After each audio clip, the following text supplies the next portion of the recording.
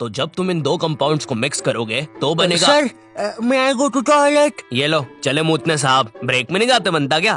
वो sir break में अजीब सी चीजें होती है टॉयलेट में। ये क्या? ये बैटल तो बड़ी खतरनाक लग रही है। चड्डा, मैं तुम्हें चुनता हूँ। चड्डा चड्डा चड्डा चड्डा एक रॉक टाइप पोकेमॉन जिसका बाप ऑटो चलाता है और ये भाटे मार के लोगों के सर फोड़ देता है।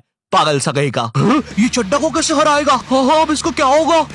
पापे, मैं तुझे चुनता हूँ। पापे पापे एक पंजाबी गैस टाइप पोकेमॉन जो कि मूली का पराठा खा के इतनी जहरीली ठुस्सी मारता है कि पूरी दुनिया खत्म हो जाए। पापे एटॉमिक गैस ठुस्सी। चड्डा चड्डा क्या करूँ? मुझे नहीं पता भाई, मेरे तो बीवी बच्चे हैं।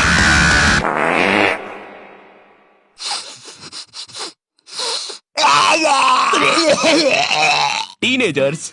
नहीं, ये वीडियो ऐसे स्टार्ट नहीं होगी। ये तो बस मैं तुम्हें बताना चाहता था कि ब्रेक में बॉयज टॉयलेट में कैसी हरकतें होती है, और ये भी बस उसका 1% था। गर्ल्स टॉयलेट के बारे में मुझे ज्यादा पता नहीं है, या मुझे पता है? नहीं, मुझे नहीं पता, या मुझे। मीनवाइल इन गर्ल्स टॉयलेट,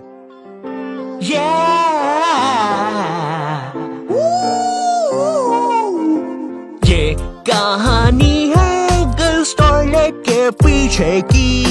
जी हाँ दोस्तों, गर्ल्स टॉयलेट जहाँ लड़कियाँ सुपर हीरो बन के थर की बुड्ढों को बचाती है। यहाँ पर खुशियाँ और अमन से रहे लोग। क्या? अरे भाई फिर तुम ही बताओ, लड़कियों को इतना टाइम क्यों लगता है बाथरूम में? छोड़ो यार, मैं वीडियो स्टार्ट करता हूँ। टीनेज, जब बच्चा अपने आप पर ध्यान देना शुरू करता है, वो कैसा दिखता है, उसके बाल कैसे है, वो क्या पहनता है, और जब उसे पता चलता है कि उसका तो सब कुछ ही बर्बाद हो रखा है। मुझे याद है 8th 9th में मैं अपने पूरे बाल खड़े करके स्कूल जाता था, बिल्कुल टेक्टन 7 की ये जिन कैरेक्टर की तरह। तेल पानी लगा के स्कूल निकल जाता था। स्कूल पहुंचते पहुंचते बालों का ऐसा रबड़ी नूडल बन जाता था। खैर ये फिर भी अच्छा लग रहा है क्योंकि ये रोनाल्डो है, मैं रोलेंडो लगता था। स्कूल यूनिफॉर्म भी ना मेरी माँ ने मेरे को बचपन से बड़ी पहनाई है, और ऐसा भी नहीं कि 1-2 नंबर बड़ी, सीधे 4 या 5 नंबर बड़ी। स्कूल में जो बच्चे होमवर्क करके नहीं आते थे ना, वो मेरे अंदर आके ही छुपते थे। इतने बड़े कपड़े। छुपे रे भाई, बहुत जगह है यहाँ पे तो। अरे तुम दोनों, आप कौन हो? अरे मैं पापे हूँ। पापे?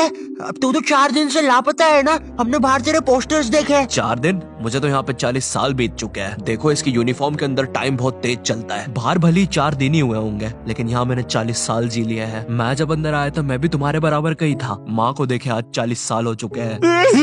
पापे 4 दिन से गायब है मेरा बच्चा, कुछ खाया होगा कि नहीं? अब जैसे जैसे तुम टीनेज में आ रहे होते हो, तुम्हें तुम्हारे बालों पर, कपड़ों पर शर्म आने लगती है। मुझे याद है मैं बचपन में वो चौड़ा सा हुक वाला बस्ता लेके स्कूल जाता था, जो साला आते जाते गेटों में फंस जाता था। लेकिन इस बस्ते में एक बेस्ट बात तो थी यार, ये जो आइट साइड से एरोप्लेन के पंखे निकले हैं ना, ये इतना कूल डिजाइन पता है क्यों बनाया था? बच्चों के उड़ने के लिए। अब मुझे पता है तुम मेरे पे यकीन करोगे ही नहीं। रुको, चल कूद के बता। भाई पक्का नहीं मार।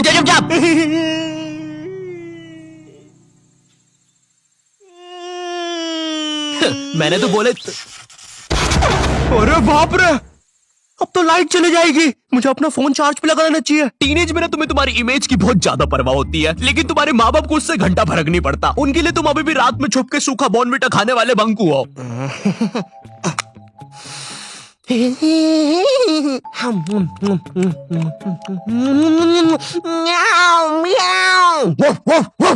बॉर्नविटा सूखा तो बिल्कुल ना खाने दे बच्चों को। भाई मेरी इमेज की तो ना पहले से ही धज्जियां उड़ रखी थी मेरी मम्मी की वजह से। मैं ना स्कूल बस से जाता था, और डेली जैसी मैं बस में चढ़ने वाला होता था, उसी समय मेरी मम्मी को याद आता था, अरे ये दूध पीना तो भूल ही गया। भगते भगते उबलता हुआ दूध और बादाम लेके मेरी मम्मी बस के सामने खड़ जाती थी कि जब तक मैं वो उबलता हुआ गरम गरम दूध खत्म नहीं करूंगा कोई कहीं नहीं जाएगा। भाई मेरी माँ एक दूध के गिलास और 2 बादाम के साथ पूरी बस हाईजैक कर लेती थी। अब ना सारा प्रेशर मुझ पे होता था, क्योंकि मुझे वो 100 सेल्सियस का लावा जितना गर्म दूध 10 सेकंड में गटकना है। क्योंकि अब बस के सारे बच्चे इंक्लूडिंग ड्राइवर और कंडक्टर भैया सबकी नजर मुझ पे ही है। वो गर्म दूध गटकने के बाद मेरा गला कुछ ऐसा हो जाता था। वैसे ये मेरी फोटो लीक कौन कर रहा है बे? टीनेज में तुम्हारे माँ बाप तुम्हारी प्राइवेसी की धज्जियां उड़ा के रख देते हैं। एग्जाम्पल के लिए अगर तुम अपना फोन कहीं छोड़ के जाओगे, ये पक्का चेक करेंगे, और अगर तुम बोल के जाओगे मेरे फोन पे किसी का भी फोन आए तो उठाना मत, फिर तो पक्का उठाएंगे। और चलो फोन उठा लिया कोई दिक्कत नहीं है, लेकिन अब बात भी तो करो सामने वाले से। फोन उठा के चुपचाप खड़ जाएंगे। इनको पता लगाना होता है कि सामने वाला कौन है, क्योंकि इनको लगता है कि तुम्हें बस लड़कियां ही फोन करेगी।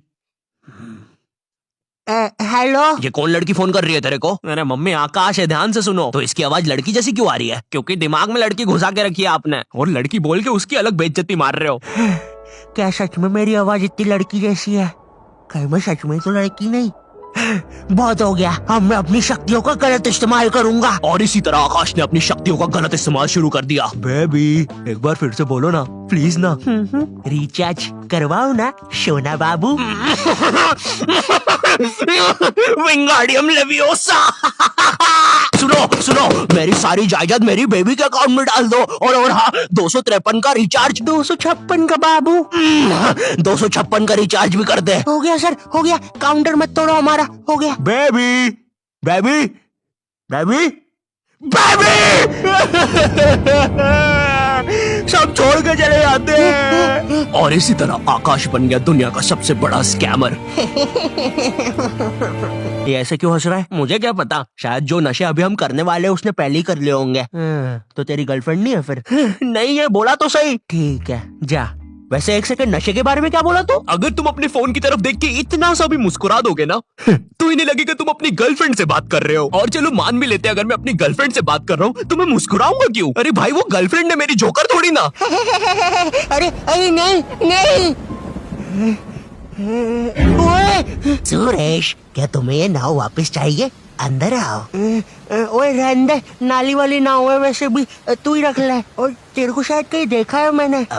ओए तू तो शालिनी जैसी दिख रही है। ओए शालिनी है ना तू? अरे नहीं, तू फिर से इतना सारा मेकअप करके नल्ली में बैठ गई पागल लड़की। नहीं क्या नहीं, अंदर छींची होती है पता भी है। नगर पालिका वालों को बुला के लाना पड़ेगा, निकालेंगे तुझे यहाँ से। पता नहीं कहाँ की हिट पिक्चर देख ली जोकर वाली, नल्ली में बैठ जाती है बार बार जाके। सांप बिच्छू ने काट खाया तो पता नहीं कैसी गर्लफ्रेंड है। तुम अपने फोन में कोई भी फोटो अपने मम्मी पापा को दिखाने जाते हो तो ऐसा नहीं है कि चुपचाप देख ले, इनको चाहिए पूरा फोन अपने हाथ में। और जब तुम्हारा फोन माँ बाप के हाथ में जाता है ना तो भाई ऐसी फटी में आती है ना, जैसे जब कोई अजनबी तुम्हारा फोन नहीं मांग लेता किसी काम से और तुम्हें अंदर ही अंदर लग रहा होता है कि ये मेरा फोन लेके भाग जाएगा। तो अब तुम एक अजीब से पोज में रेडी रहते हो कि जैसे ये मेरा फोन लेके भागेगा मैं भी इसके पीछे भागूंगा। अरे ये नेटवर्क, अरे ये नेटवर्क ही नहीं आ रहा। हाँ, हो गया। Thank you. अरे अरे मेरा फोन। वो तो मेरा ही आदमी था।